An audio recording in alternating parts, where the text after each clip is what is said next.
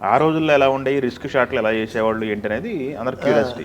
NT Ramarao గారు చాండ్లియర్ పట్టుకొని వేలాడుతూ "ఆ, రిస్క్ రామారావు రిస్క్ అటువంటి షాట్ ఇదేందో."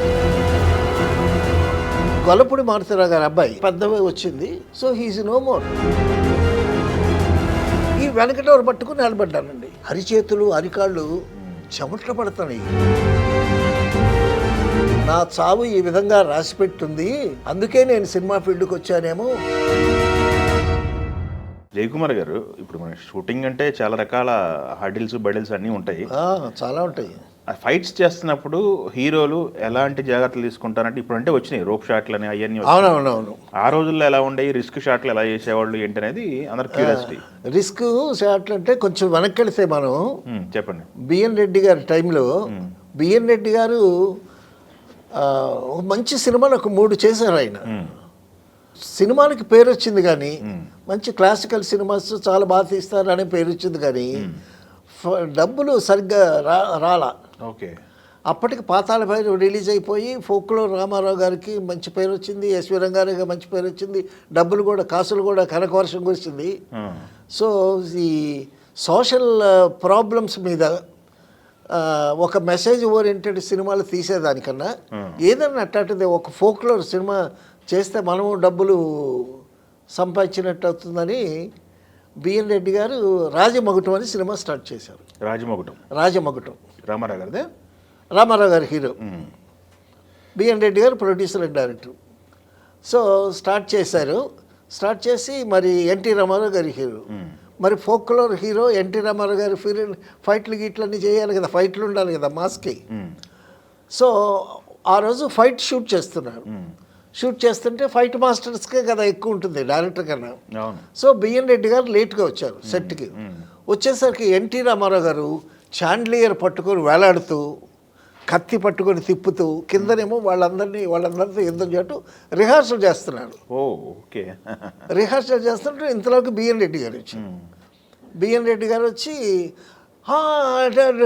రిస్క్ రామారావు రిస్క్ అటువంటి షాట్ ఇదేందో చాండ్లియర్ కానీ తెగి పడిపోతే చాలా ప్రమాదం ఇది, నో రిస్క్ షాట్స్ అని అంటున్నాడు బిఎన్ రెడ్డి గారు.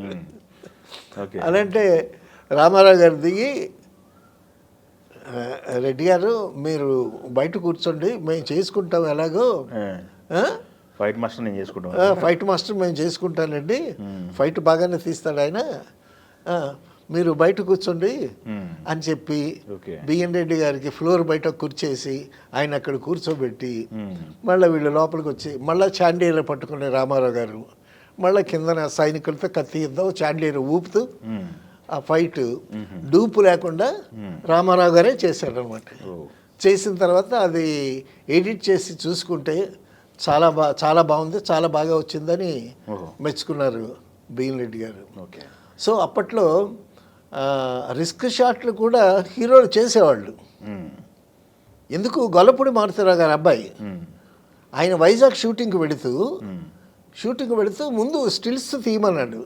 వేవ్ వచ్చి కొండని కొట్టి ఇలాగా ఆ తుప్పర్లన్నీ ఇలా వస్తాయి కదండి, ఆ బ్యాక్గ్రౌండ్లో ఫోటో తీయమన్నాడు. ఆ వేవ్ వచ్చి ఆ తుప్పర్లని మీదకి తగ్గేటప్పుడు నేను అక్కడ నుంచుంటాను, నువ్వు ఫోటో తీయాలన్నాడు.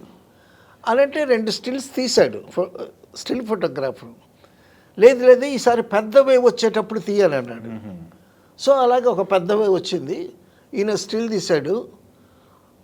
దాంతో ఆ వేవ్తో పాటు ఆయన స్లిప్ అయిపోయి జారిపోయి పడిపోయాడు.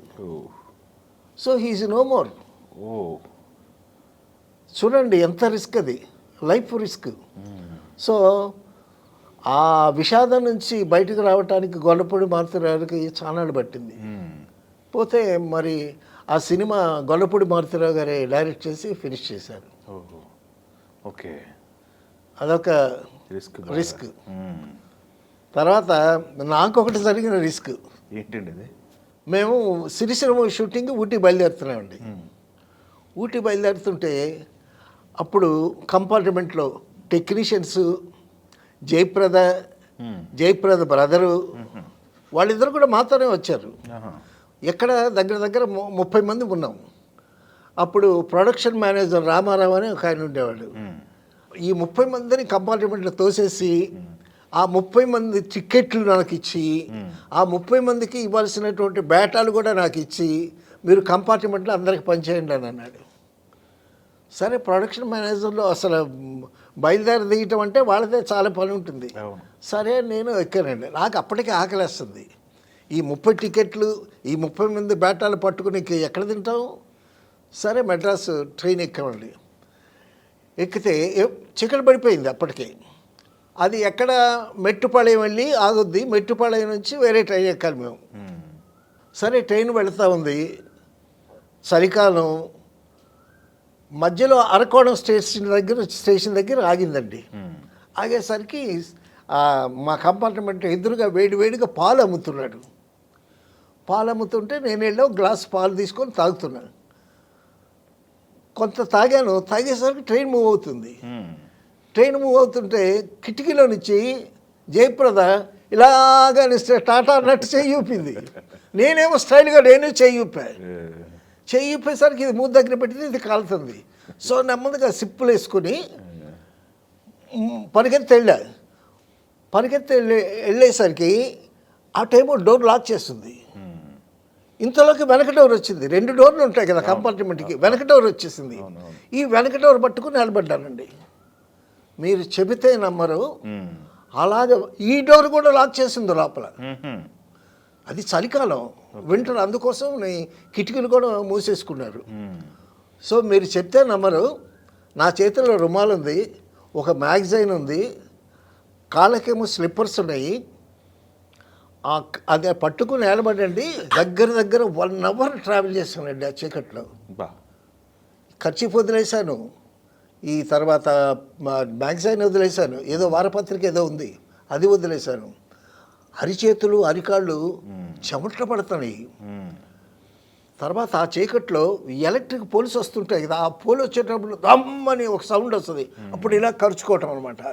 అలాగా ఆ చలిలో 1 అవర్ చీకట్లో ప్రయాణం చేశాను. నేను అనుకున్నాను నా చావు ఈ విధంగా రాసిపెట్టుంది, అందుకే నేను సినిమా ఫీల్డ్కి వచ్చానేమో అని అనుకున్నా. తర్వాత ఏమన్నా గ్రిప్పు జారిపోయి అరిచేతులు స్వెట్టింగ్ వస్తున్నాయి. గ్రిప్పు జారిపోయి పడిపోతే ఇక అందరం వెళ్ళిపోతారు. ఇక జయకుమార్ ఏంటంటే ఏమయ్యో తెలియదు, షూటింగ్ చేసుకొని వచ్చేస్తారు. సో నా చావు కబురు కూడా ఇంటికి వెళ్ళటానికి అవకాశం లేదనమాట. అటువంటి పరిస్థితుల్లో గంట ట్రావెల్ చేసిన తర్వాత నా పక్కన నేను డోరు పట్టుకున్నాను కదా, పక్కన కిటికీ డోరు అద్దం మాత్రం వేసింది. అద్దం వేయటానికి ఒకటి ఉంటే మామూలుగా డోర్ ఉంటుంది కదా, ఆ అద్దంలో కొట్టి అమ్మా నేను తలుపు తీ అమ్మా నేను బయట ఉన్నానని ఏడుస్తుంటే ఒక ముసలావిడ చూడటం మళ్ళీ వెనకెళ్ళటం అసలు ఇప్పుడు తలుచుకుంటేనే ఇదిగా ఉంది. మొత్తానికి ఆ ముసలావిడ వచ్చి డోర్ తీసిందండి. డోర్ తీయగానే గబుక్కుని లోపలికి వెళ్ళి డోరు లాక్ చేసేసుకొని అక్కడ పడిపోయాను.